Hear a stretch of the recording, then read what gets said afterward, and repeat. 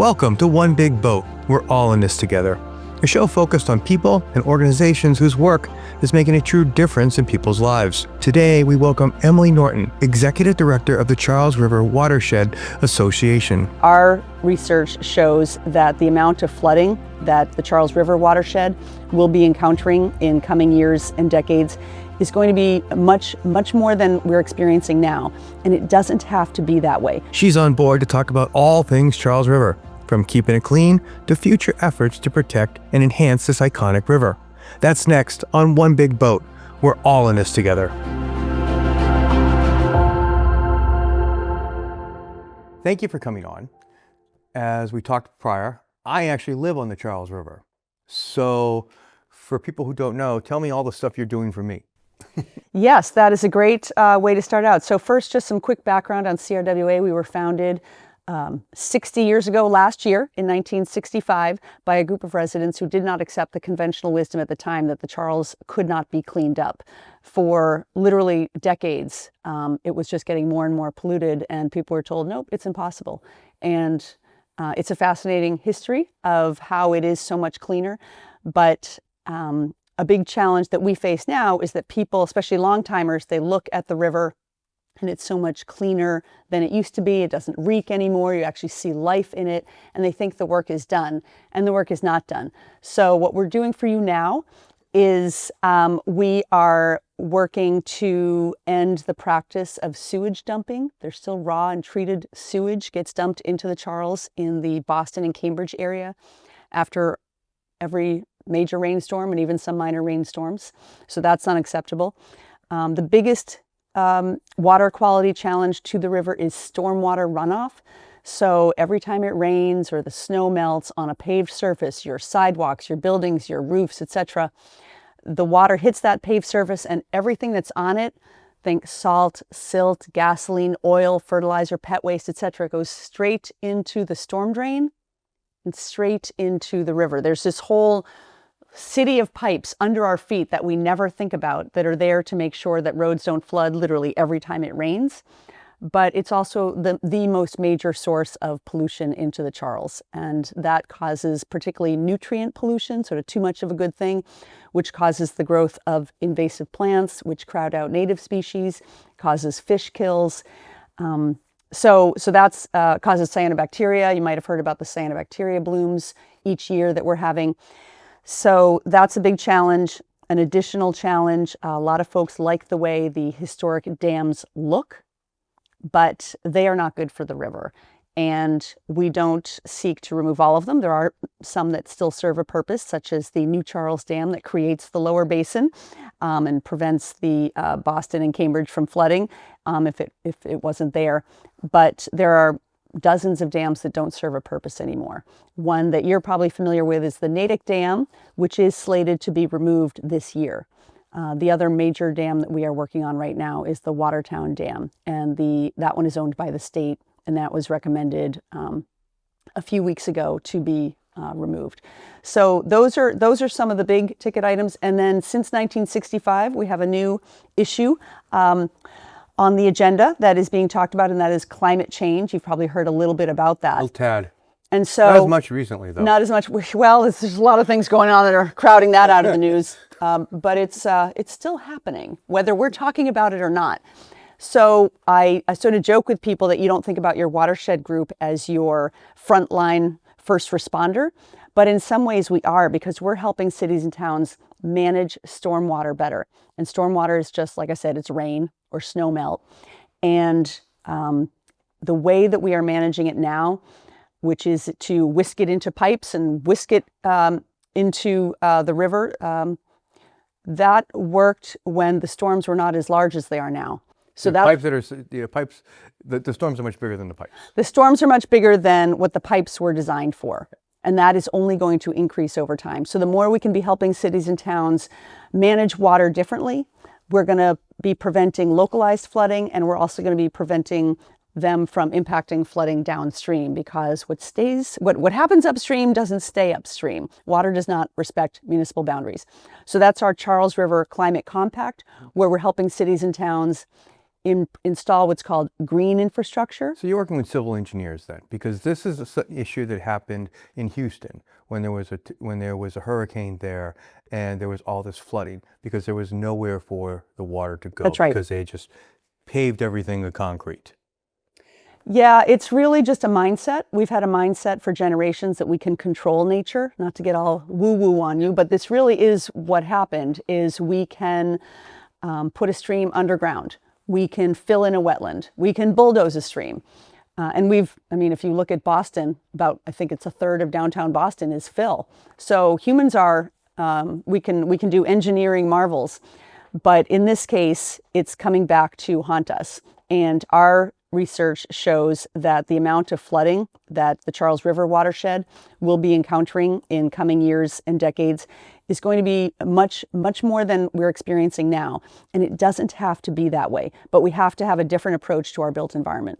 So those are some of the things that we work on to improve the quality and the health of the river, as well as protect our communities from the weather extremes of climate change, mostly flooding, but also heat. When we have more nature in our built environment, which is what we advocate for, you have more trees, you have more green space. So that's also a huge benefit for people. We can do a whole show on the dams, right? Yeah. But I would, some of the pushback I think you guys get is the dams have been there for many years. And so now ecosystems have developed because of them. So now when you wipe away these dams, you're going to wipe away these ecosystems that nature has adapted to the dams. Is there worry that this is going to backfire, that this won't be good for the ecosystems and for the river in general? So that is definitely an argument that we've heard. And what I would say to that is, even if you look at the dam that has been on the Charles for the longest, and possibly even in Massachusetts for the longest, which is the Watertown Dam, built in 1634, that dam has been there for close to 400 years.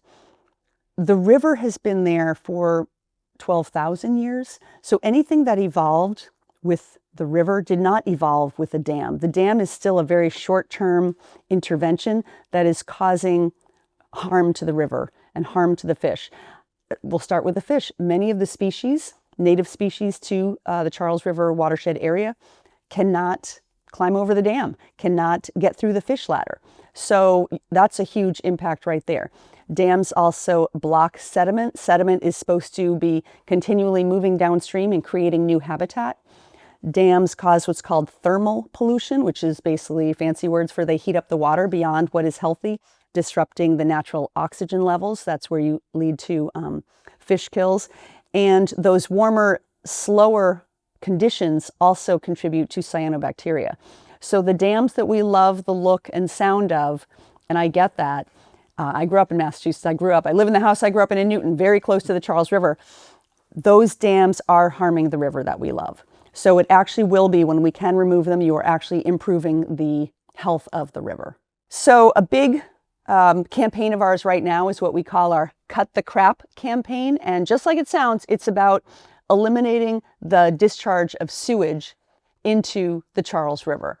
And people are like, why is this still happening? So it's basically related to infrastructure. Back in the day when Boston was just installing upgraded sewage management systems, they had one pipe to carry stormwater from the street and household waste. And of course, in those days, the stormwater also had a lot of waste because the main form of transportation was horses. And so you have these systems that carry them both, and when it's dry weather, there's no problem. Everything goes straight to the Deer Island treatment plant. The problem is when you have rain, big storms, even medium storms, the rainfall plus people flushing or washing their clothes or whatever overwhelms the capacity of the combined pipe. And if you didn't let it discharge into the Charles or the Mystic River, or actually there's 19 cities in Massachusetts that are still set up this way, you would have sewage backups into the street, into people's homes. That's obviously unacceptable.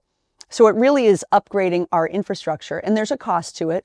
Much of the cleanup of the harbor and the Charles to date has entailed sewer separation. Where it hasn't happened is where it's complicated. These are very heavily urbanized areas in Cambridge and Boston and Somerville, etc. So that's the conversation that we are having right now with the cities of Somerville, Cambridge, and the MWRA, the Massachusetts Water Resources Authority, about where do we go from here. And they proposed a plan back in October that would have led to more sewage over time, because they think, the bottom line is they think people don't want to pay for it. And we believe the people are willing to pay for it. So let's have a public conversation about what the engineering options are and what the costs are, both collectively and to an individual household, and have that conversation. I submit to you, in the 80s, if people had said, oh, it's going to be $5 billion to clean up the Boston Harbor, that sounds like a lot of money. But who today would say it wasn't worth spending the money? We've transformed the quality of life in Greater Boston. So that is a very current issue right now. There are plans being proposed, and there's a comment period that will be opening. So we'd love to have folks participate in that. Coming up, we've met with DCR to urge them to speed up the bureaucracy and the red tape that is impeding it. We thought it would be on the river in 2025, so hopefully this will be the year. the future of electric ferries on the Charles.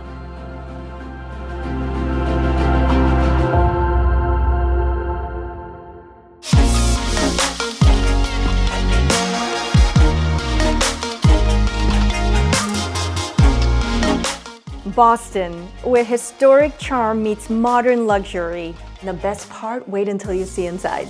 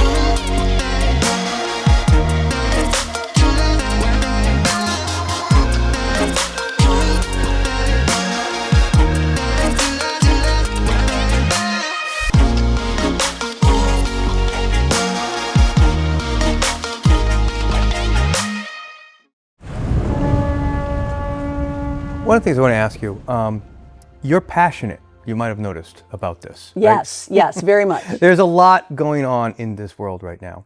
And I'm sure even if somebody listens just a year after we recorded this, there'll be a lot going on. Yes. Does it resonate that well? Like, so with what you're talking about, and I'm not saying it's not important, but are you getting the audiences you want to hear?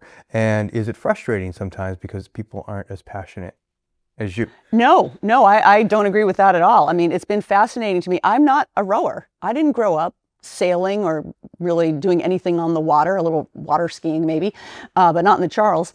And so it's been incredible for me to be meeting folks who sail, who row, maybe don't get on the river, but walk along it. We've had numerous instances where when we ask people to tell us your Charles River story, we hear from people who got engaged next to the Charles, who find solace next to the Charles when they've lost someone, who it's part of their daily routine to walk along it, push the stroller along it, walk their dog along it. You often encounter people painting nature scenes next to the Charles. So this river obviously has incredible historic significance for this area, but it also has a lot of meaning for people now. So I find that we're just channeling people's love and concern for this river for them and helping them use their voices to protect it further. And I absolutely hear you with everything going on in the world. Is this, how do we even get people's attention? I sort of think it's the opposite, that people don't feel like they can have a lot of impact on what's happening at the international or federal level. But you actually can have a huge impact here. These are decisions being made locally. These are decisions being made at the regional level and at the state level. And here, people in Massachusetts have tremendous power over those decisions. Our state legislature created the MWRA because of a lawsuit, but also because of the outrage of the public in the 80s. I don't know how long you've been in the area, but for those of us who have been here, we remember when George H.W. Bush came to Boston and embarrassed Mike Dukakis with the dirtiest harbor in America. So I'm not saying that was the reason that the presidential campaign of Governor Dukakis didn't go the way he wanted it to, but it was certainly something that was discussed. So we know this is a river people care about. We know that people like to be able to feel like they're having an impact on something. And so that is what we are trying to channel. We're not trying to push something that people don't want. If we were saying, hey, let's cut the crap, and people are like, we don't care about the crap, well, we would have no impact. Yeah. But we know that that's not the case. We know that people care. I met somebody at a meeting about 6 months ago. They plan to put electric ferries Yes. on the Charles. The water hopper. The water hopper, yes. And we didn't discuss this prior, but what are your thoughts of that? I mean, I Big think fan. the rowers and the sailors, it might be somewhat of an issue. You know, it's a natural resource for all of us, and we all have to share it. And they already do share it with motorboats, rowers, paddlers, etc. So this would just be one more use of the river to figure out how to navigate, so to speak. But no, we're super excited. It's all electric, so it's not polluting. It'll get people onto the river. Anytime we have more people on the river, that's good for us. And it'll be less cars. And it'll be Theoretically, fewer cars. yes. And cars cause pollution and congestion and mental health challenges. I mean, who can be in traffic in Greater Boston and not get home wanting to shoot somebody? So no, I think it's going to have, literally it will have mental health benefits. Yeah. So we're super excited about it. We've met with DCR to urge them to speed up the bureaucracy and the red tape that is impeding it. We thought it would be on the river in 2025. So hopefully this will be the year. People, and I don't know, this might not be that new of a phenomenon, but the Boston Globe had it last year. I live right on the river, and I remember I've had people cut through my yard, but they want to canoe the entire river. Yeah. So where does the Charles River start? Is it Hopkinton? Yes. Just like the marathon? Just like the marathon. And somebody's backyard? Not exactly. It's public land. I've actually been there. It's not much to look at. No, it just Not starts much to look little. at. Yeah, It's no, just I get a it. little Yeah. spring. But yeah, there are a lot of impediments, and so I don't know that we will ever be in a time when someone can really literally canoe from the beginning to the end. But it's a real adventure for those who are able to. There's some portaging. There are some dams. There are some very low areas where you do have to pull your canoe out and walk. But I love it. I love seeing those stories because it reminds people that not only that the Charles is there, but also that it's not just Cambridge and Boston. Sometimes people forget, from where you live, but a lot of people forget that it really does start way upstream and traverse a lot of communities. And the areas of the Charles between Medfield and Waltham are the cleanest stretches. We do know that people swim in that area, I think somewhat unauthorized, but it's much cleaner there than in, Pretty say. clean Medway. Yes, Medway is pretty clean. Yes, where we are. There's nothing there in Medway. Right. So there's nothing to make it dirty. If people want to get involved, if they're hearing this for the first time, what's the levels of volunteering? How can they help? Yeah, there's a lot of ways to get involved. We have folks who go out and pull water chestnut from the river in the summers. We have people who pull bittersweet roots that strangle the trees.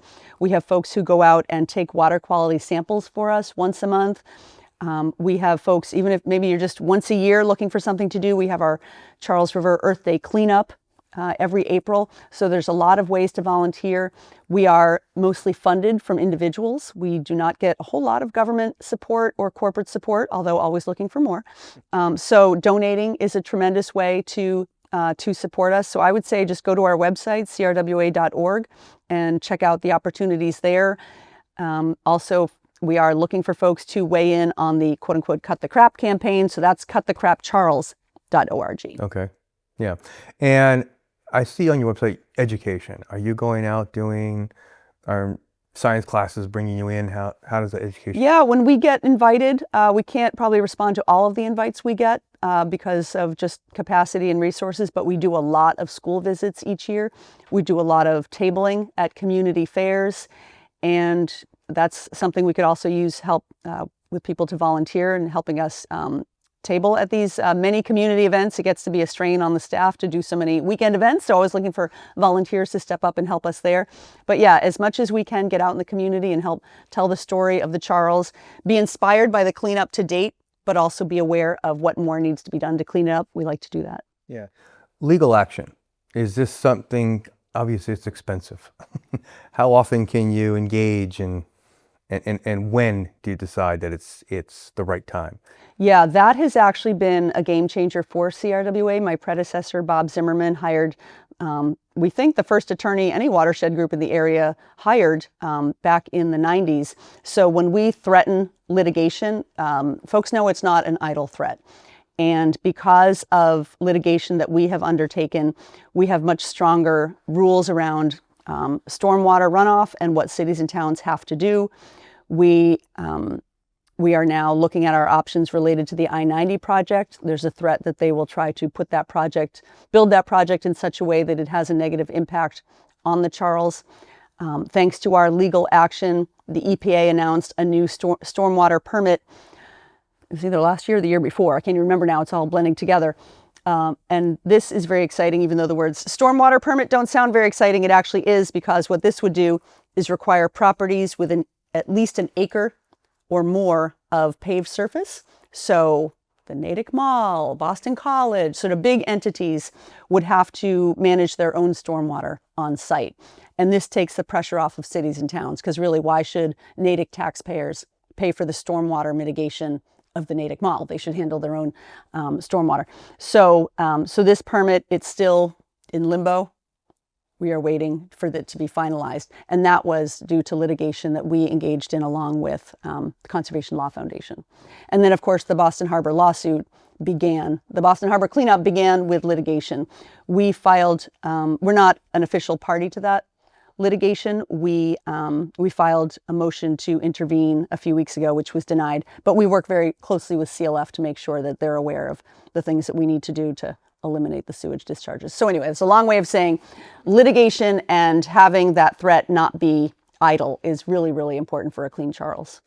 With limited time, there's a lot that we didn't get to. And I would encourage people to go to your website if they're interested, and at all. But what major thing did I miss, or that you feel like we need to talk about? So maybe I'll talk about equity. DEI is a dirty word in some circles. It's not a dirty word with us. We have always been about lowering barriers to access to a clean river. And the way this manifests is, for example, once we reopen beaches in the lower basin, there used to be, as far as we can tell from our research, 7 beaches between Watertown and the harbor. Magazine Beach is one that folks know in Cambridge. Well, it's called Magazine Beach because it used to be a beach. Once we are reopening the Charles for swimming so that people of any income level can just go hop in the river on a hot day, well, that's going to be tremendous. And that's going to be a huge improvement to the quality of life for folks who are able to access that. Our work to protect communities from the impacts of climate change, heat, drought, flooding, it is people who are low income, who are disabled, who are minority, who are more disproportionately impacted by climate change. So that is a way we are addressing environmental justice. I raise these issues because sometimes people think of people who care about the river as maybe just wealthy rowers. And we do have rowers who, some are wealthy, some are not so wealthy. But the work that we are doing really does impact everybody, whether you're rich or poor, white, minority, old, young, disabled or not. The work we are doing is to help you. And the more we can be making that clear and inviting in those voices, it's going to help us be more powerful, because that just increases the number of voices who are part of calling for a cleaner river. And another exciting element of that is our work to partner more with Indigenous communities. So when we are calling for dam removal, improvements to water quality, etc., it's also the people who've lived here the longest who are having their voices be lifted. And so that's been a really exciting part of our work as well. We do a Indigenous paddle each year from Auburndale Cove, or from the Marriott to Auburndale Cove, where we partner with Indigenous community members to do that. And they organize it, we just support it. And we match Indigenous and non-Indigenous folks in the same boat to make sure that there's mixing and meeting of folks. So there's a lot of exciting things that we are doing to lower barriers to access. So I would love people to, if they're interested in getting more involved with that, to also check out the website and reach out. Thank you so much. My pleasure. One Big Boat is a production of Last Minute Productions Incorporated. This episode was produced by me, Jay Dovek. Ryan Micheski was a sound engineer. Jim Johnson provided production support. Joanne Pilates, a production coordinator. And the dog under the table, that's Chubbs.